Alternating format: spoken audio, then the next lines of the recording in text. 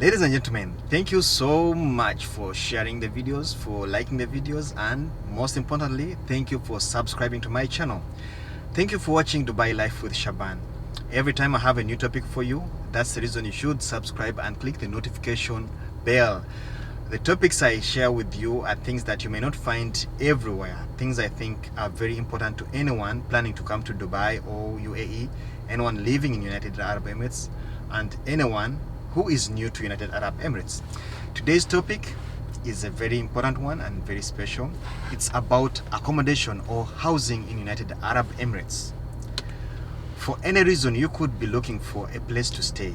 Any expatriate will have to look for somewhere to stay. Some may be lucky, the company will give them accommodation, but some will not be that lucky. They need to look for a place to stay. So in this video, what should you expect? In this video, I'm going to talk about the different types of accommodation available in United Arab Emirates for expatriates. I'll talk about the pricing and the price ranges for different places and different areas. I'll talk about the factors that affect the pricing so that you know how to bargain for the place you're looking for. I'll talk about also factors to consider before you decide where to move. Stay with me, watch to the end. I'll be breaking down accommodation in United Arab Emirates, Dubai, Abu Dhabi, and Fujairah. It's almost the same, but this is specifically or more concentrated on Dubai and Abu Dhabi. Now, if you're looking for accommodation for whatever reason it is, maybe you're relocating from the old accommodation coming to a new accommodation, maybe you're changing jobs and you have to move to another emirate or another area for convenience, or maybe it's the first time you have to live independently, been living with other people, and now you want to go independent. Watch this video because it's going to give you clear information, a proper understanding of accommodation in United Arab Emirates, what you may need to consider, things and factors you need to consider in terms of pricing, in terms of location, in terms of movement around transport availability and all other facilities. This is the video for you.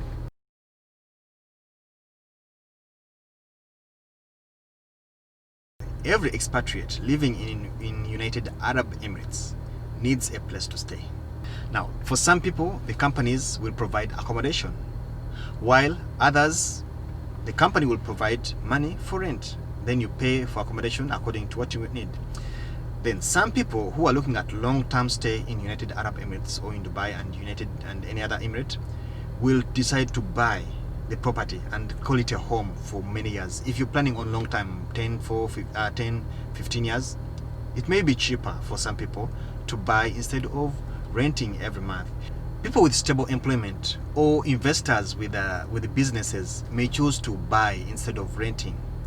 And in buying, they may have the cash to pay at once, or they choose to take on a mortgage. A mortgage may range from 10 years to 40 years, depending on what you arrange with the bank and depending on how much money you have as down payment. Some mortgages can be even arranged with zero down payment, depending on your income and what you have to as security and the bank arrangement. So it all depends on the bank, the developer, and whatever contract you sign with them. Housing in Dubai can be very, very expensive. I think it's the most expensive expenditure for anyone living and working in Dubai. However, if you're smart, if you get the right information from the right people with the experience, people like me who has got more than 8 years experience in United Arab Emirates, then you can make the right decisions. You can save a little money by making the right decisions. And this is what I'm going to give you in detail. It's very, very important to look at the budget. However, there are times when you have to make a decision. You may decide to look for a place that is cheaper in terms of payment monthly, but may be very far from your workplace. So now it's up to you to see if it's convenient for you to drive an hour or two every day and live in a very affordable place, or you pay premium and spend only 5 to 10 minutes to your workplace. So this is all about you. That can be a factor that people may consider. There are places that are close to the metro station. That means you have easy transportation in and out of the town. Places that are near to the city center. Places that are close to main tourist attractions. The price goes up and down depending on the location of the property you're coming to or the building you're going to. Places that are a bit far from the city get to be a bit cheaper. But If you're on one side of the town, you may face a lot of traffic jam in the morning and the evening. People staying in Ajman, in Sharjah, and working in Dubai, the rents are lower, but they have to endure maybe 1 hour or 2 hours every morning and evening, depending on their working schedule. People working on the night shift may not have that much trouble because every time traffic is on opposite direction. In the morning they're going back home, traffic is on the opposite side, and in the evening they are coming to work and traffic is again on the opposite side. So it depends on your job, where you're going to be staying, and how you weigh the two. Are you going with convenience or price? That's just one of them. So let's look at more in detail.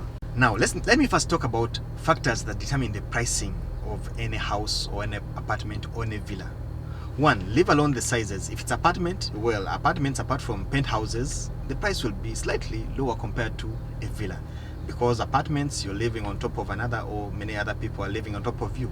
Most of the things are shared, like the corridors, the lifts, the compound, the gym, the swimming pool. These are shared things if you have them.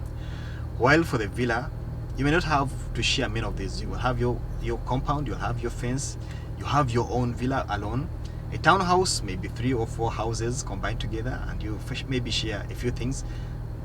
If it's a storied townhouse, you may have to share the compound, but most of the time you have your own compound, only that the villas or the houses will be attached to each other. If I talk about location, I'm talking about places that are a bit expensive because of their landmarks. We know about Palm Jumeirah. Palm Jumeirah is one of the most expensive locations in Dubai. Downtown is another one because of the landmarks. Palm Jumeirah is iconic in its own. So people living in Palm Jumeirah are expected to be rich people. Everything is of high standard. The security and everything is at high level. Places like Dubai, downtown, close to Burj Khalifa, close to Dubai Mall, it's a very expensive place. Dubai Marina is known because of its location. It's a very expensive place. However, there are other places that are a bit far away from the city. Places like, I'll talk of Dubai South. It's a new place. It's very, very new, but it's cheaper.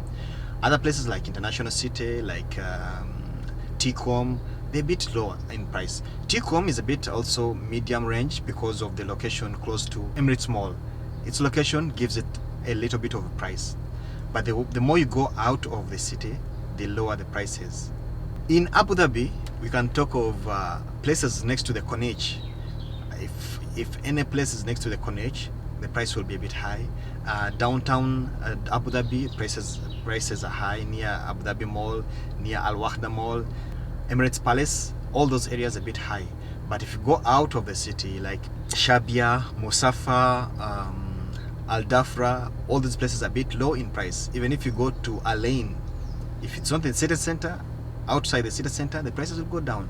It's the same with Al Sharjah, it's the same with Fujairah, it's the same with Ajman. Close to the city center, prices go up. Away from the city center, prices go down. So it's up to you what you want.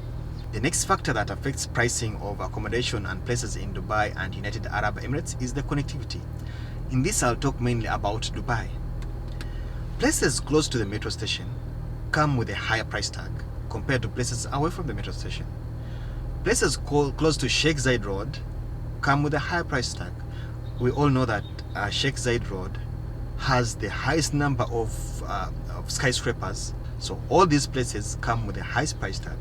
If you want to stay close to Sheikh Zayed Road, be ready to pay premium. In Abu Dhabi, there is no metro line, but any place close to the main airport road, to Al Khalidia Road, those places come with a higher price tag. Even places on the Sheikh Zayed in Abu Dhabi also have a high price tag.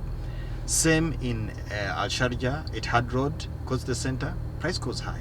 It's about connectivity to other places.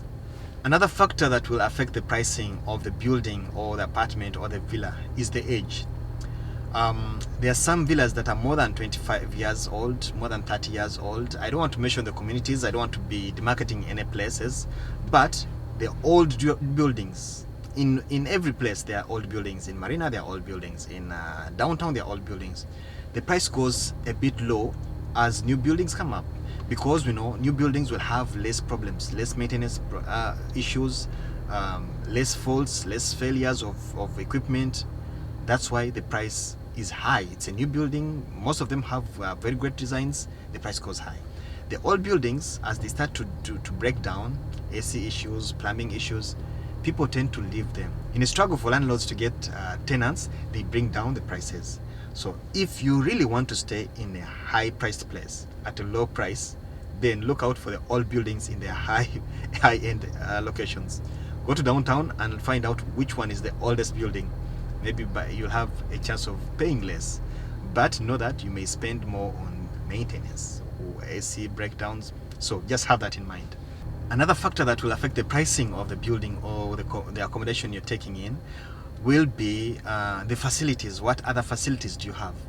Now, facilities may not be directly attached to the house or to the property that you're renting or buying, but they may be close to you. Other facilities may mean a swimming pool, a gym, a play area for kids. Communities that can afford this will come with a price tag because someone will have to take care of those facilities. If it's a swimming pool, they need a lifeguard, they need cleaning, they need to maintain everything as it should be. So that will come with a price tag. If it's a play area, again, someone needs to take care of the play area. And the building without those 2 or 3 facilities will be cheaper because there's no additional cost to that.